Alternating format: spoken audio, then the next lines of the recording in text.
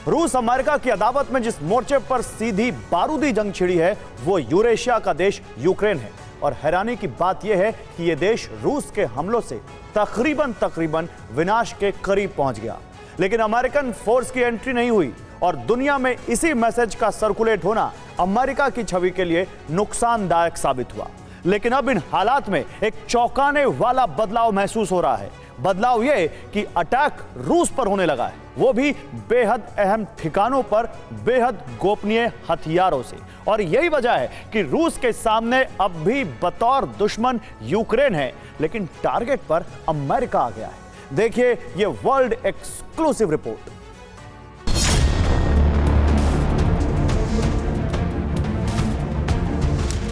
दस अगस्त 2022 weapon secret बड़ा attack. तस्वीर चौंकाने वाली है और हालात भी सन्न कर देने वाले हैं।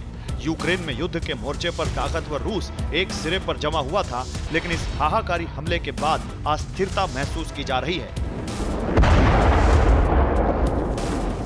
ताकतवर एयर डिफेंस सिस्टम के रहते शक्तिशाली प्लेन्स को एक बड़े भूभाग में ध्वस्त कर देना सामान्य घटना नहीं है, बल्कि ये दुनिया को मिला तबाही का आमंत्रण है।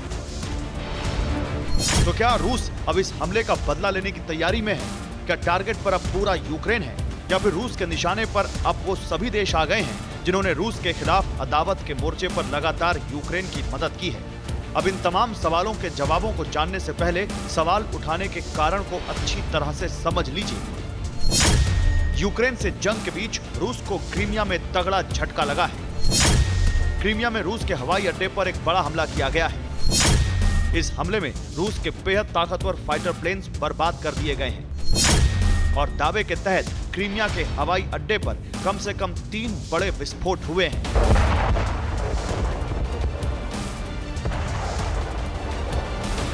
रूस के खिलाफ हुए इस ताकतवर विस्फोट के बाद एक बात तो साफ हो गई कि क्रीमिया में रूस के एयर डिफेंस सिस्टम एक्टिव नहीं थे, और अगर एक्टिव थे तो फिर हमले में बेहद एडवांस तकनीक का इस्तेमाल किया गया है।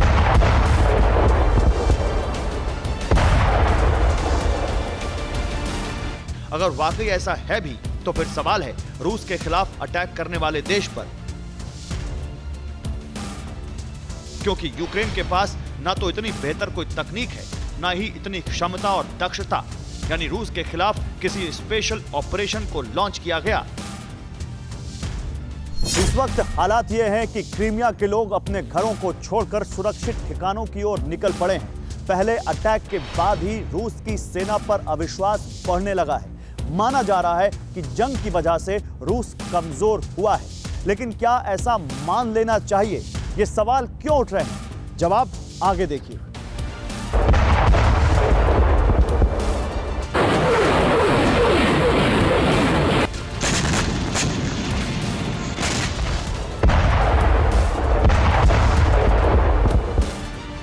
अब बदले की कार्रवाई वाली आशंका के दायरे में पहला नाम यूक्रेन का है, लेकिन इस आशंका पर भी शंका भारी है। इसका कारण है तकनीक, ताकत और क्षमता, जिसका पूरा इस्तेमाल क्रीमिया पर हमले के लिए किया गया है, लेकिन यूक्रेन के पास इसकी भारी कमी है। फिर भी किसी को बचाने के लिए यूक्रेन ने इस अटैक की जिम्मेदारी ली है। द वॉशिंगटन पोस्ट के मुताबिक नाम न प्रकाशित करने की शर्त पर एक यूक्रेनी अधिकारी ने क्रीमिया पर अटैक यूक्रेनी स्पेशल फोर्स का काम बताया। दावा किया गया कि अटैक करीब 6 महीने से जारी जंग का पूरी ताकत से बदला लेने के लिए दिखाई गई प्रतिक्रिया है। इस अटैक के जरिए यूक्रेन की फोर्स ने पहली बार रूस की खींची रेखा को पार कर स्ट्राइक की है। वही ये बताने की कोशिश भी की है कि युद्ध के दौरान रूस से मुकाबला करते करते यूक्रेन की क्षमता भी बढ़ गई है। मतलब साफ है कि यूक्रेन के खिलाफ जंग छेड़कर रूस ने यूक्रेन को पिछले 6 महीनों में बहुत ज्यादा अनुभवी बना दिया है, और इसका खामियाजा अब रूस को भुगतना पड़ेगा।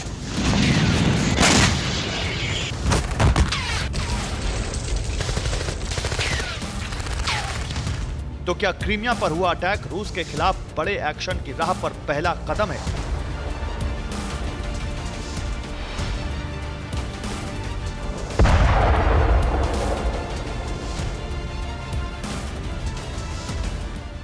अगर यूक्रेन की स्पेशल फोर्स ने यह किया है तो इसे पहला कदम माना जा सकता है, लेकिन अभी इसे दावे से नहीं कहा जा सकता, क्योंकि अभी शंका की एक दीवार सामने खड़ी है जिसमें अदावत के मुहाने पर दूसरी तरफ है अमेरिका।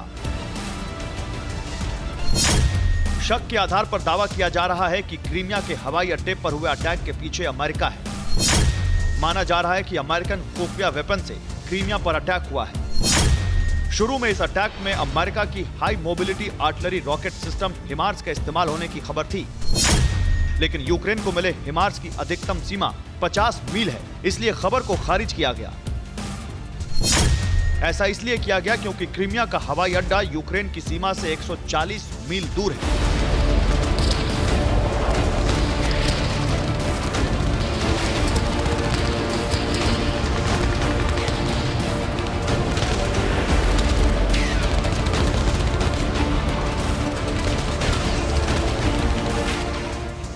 यानी अटैक किसी ऐसे हथियार से हुआ है जो ना तो रशियन रेडार की पकड़ में आया, ना ही सबसे उन्नत डिफेंस सिस्टम उसे नाकाम कर सका। नतीजतन रूस को भारी नुकसान हुआ और आम लोगों को भी जंग का खामियाजा भुगतना पड़ा।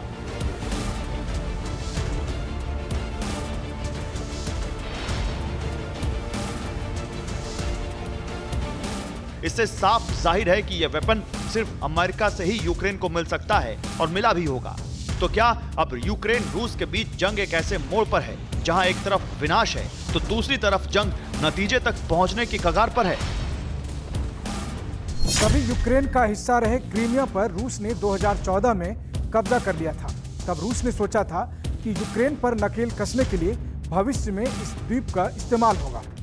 रूस ने अपने स्पेशल ऑपरेशन के दौरान ऐसा किया भी, लेकिन रूस को टारगेट करने के लिए यूक्रेन कभी क्रीमिया का इस्तेमाल करेगा, ऐसा रूस ने सपने में भी नहीं सोचा था। दरअसल रूस का अपना एक दायरा है जहां वो बेहद मजबूत नजर आता है। इस दायरे से अलग क्रीमिया और यूक्रेन से लगे हिस्से वाले घरेलू मोर्चे पर ही इस बार रूस कमजोर दिखा है। इसलिए जंग को एक ऐसे नतीजे पर पहुंचने की तैयारी मॉस्को में दिखाई गई जिसका असर क्रीमिया पर अटैक के बाद बेलारूस में नजर आया। चौंकाने वाला खुलासा यह है कि न्यूक्लियर अटैक की तैयारी बड़े पैमाने पर कर ली गई है और खुद रूस के राष्ट्रपति पुतिन ने थिंक टैंक्स के साथ मिलकर हमले की लोकेशन भी तय कर ली है। दावे के तहत रूस बेलारूस का इस्तेमाल न्यूक्लियर अटैक के लिए कर सकता है।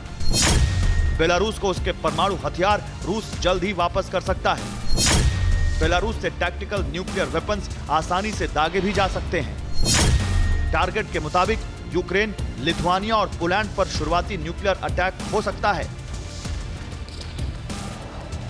और इन लोकेशंस का खुलासा खुद बेलारूस के प्रेसिडेंट लुकाशेंको ने किया है। यानी क्रीमिया में रूस को तगड़ा झटका लगा तो यूक्रेन और उसके सहयोगियों के खिलाफ ताबड़तोड़ एक्शन शुरू करने का प्लान एग्जीक्यूट हो गया, जिसमें 3 लोकेशन डिसाइड भी हो गई।